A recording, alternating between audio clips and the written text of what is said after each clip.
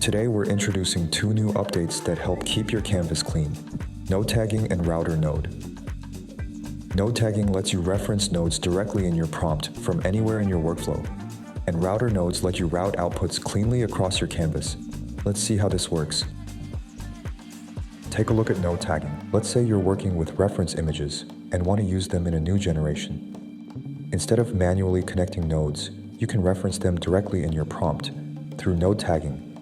Type @ in the prompt area, and you'll see a drop-down of all the nodes in your workflow. Scroll and select the node you want reference and press enter. That node is instantly now connected.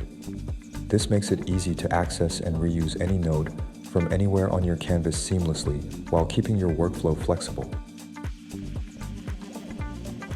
Next, let's look at how router nodes work.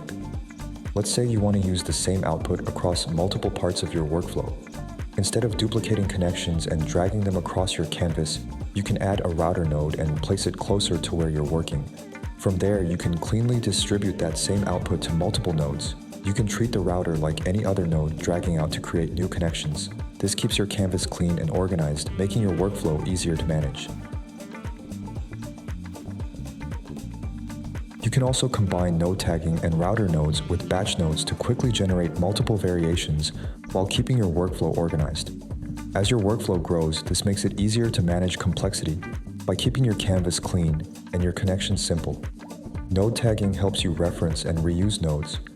Router nodes distribute outputs, and batch nodes help you scale your workflow, giving you more control while keeping everything organized.